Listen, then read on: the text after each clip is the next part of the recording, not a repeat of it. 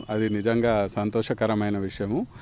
ఇక్కడ మాకు తెలిసిందేంటంటే నీళ్లు సహజ సిద్ధంగా నీళ్లు ఊరటం స్టార్ట్ అయిందని చెప్పేసి నేను మీడియాలో చూసి ఇక్కడికి రావడం జరిగింది. నిజంగా ఇక్కడ నీళ్లు మళ్ళీ పాత పొజిషన్కు ఆ చెరువుని తీసుకురావడానికి ప్రయత్నంలో భాగంగా ఈ నీళ్లు రావటం అనేది గొప్ప విషయము.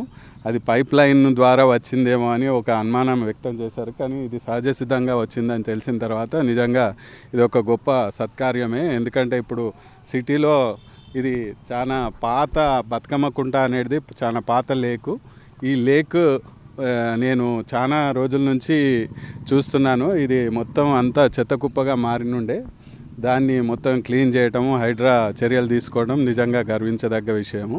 దీన్ని ఇదే విధంగా ఈ లేక్ను ఇంకా పునరుద్ధరించి ఈ లేక్ను కాపాడితే ఇక్కడ ప్రజలకు మళ్ళీ వేరే జంతువుకు ఈ ప్రకృతి సహజంగా ఏర్పడ్డ వనరులు కాబట్టి ఇది నిజంగా ప్రజలు మెచ్చుకోదగ్గ విషయమే అని నేను. Subscribe us and press the bell icon for more interesting updates.